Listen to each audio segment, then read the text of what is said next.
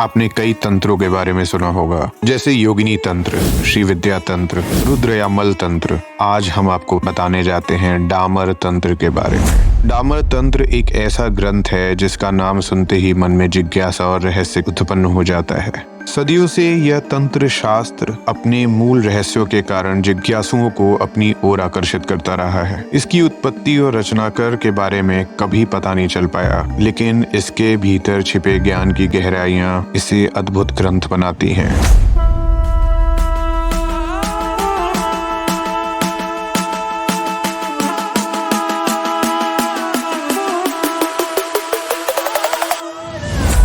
नमस्ते, आप सुन रहे हैं toss the other side story. कहा जाता है यह तंत्र भगवान शिव और पार्वती के संवाद के रूप में प्रकट हुआ। एकांत में भगवान शिव ने माता पार्वती को तंत्रों के गूढ़ रहस्यों से अवगत कराया, जिन्होंने इसे संजो कर रखा। समय के साथ यह ज्ञान पीढ़ी दर पीढ़ी आगे बढ़ता रहा और ऋषि मुनियों द्वारा इसका संरक्षण किया गया। प्राचीन काल में यह तंत्र गुप्त रूप से गुरु शिष्य परंपरा के माध्यम से आगे बढ़ती गई। कुछ लोगों का मानना है कि डामर तंत्र की रचना 8 से 12वीं शताब्दी के बीच में हुई है, जबकि कुछ इसे प्राचीन मानते हैं। इस ग्रंथ का नाम डामर शब्द से लिया गया, जिसका अर्थ होता है गुप्त या छिपा हुआ।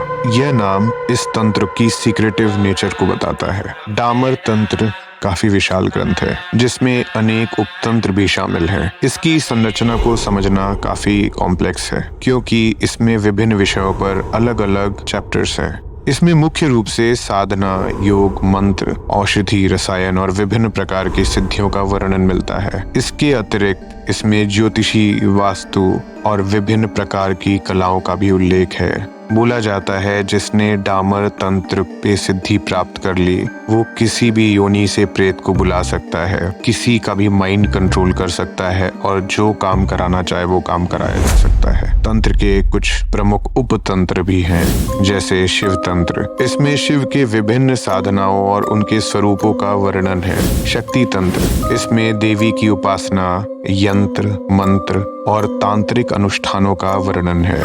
वाम तंत्र, इसमें वाम मार्ग की साधनाओं का वर्णन है, जो कुछ लोगों के लिए विवादास्पद हो सकता है। दक्षिण तंत्र, इसमें दक्षिण भारत में प्रचलित तांत्रिक परंपराओं का वर्णन है। तंत्र का मूल आधार शिव और शक्ति के मिलन पर आधारित है। शिव को पुरुष तत्व और शक्ति को स्त्री तत्व माना जाता है। तंत्र के अनुसार इन दोनों के मिलन से ही सृष्टि की उत्पत्ति हुई है। यह मिलन केवल भौतिकी स्तर पर नहीं, बल्कि आध्यात्मिक स्तर पर भी होता है। साधना के भीतर शिव और शक्ति के मिलन से ही आत्म साक्षात्कार संभव है। शिव शक्त्या युक्तो यदि भवति शक्तः प्रभिविन्तु न चेदेवं देवो न खलु कुशलः स्पंदितुमपि। अर्थात शिव शक्ति के साथ मिलकर ही सृजन करने में सक्षम है, अन्यथा वो स्वयं कोई भी हलचल नहीं करते।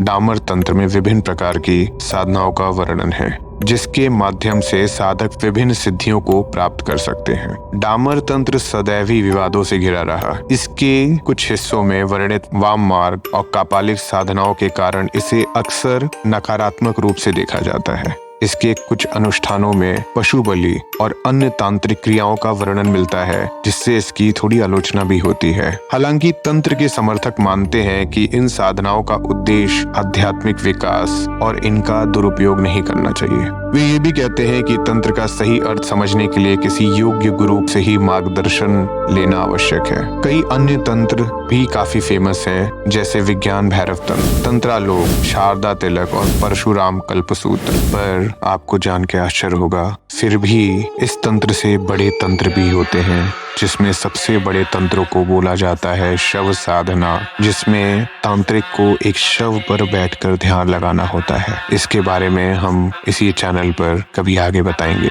यहाँ तक सुनने के लिए धन्यवाद। नमस्ते, आप सुन रहे थे toss the other side story.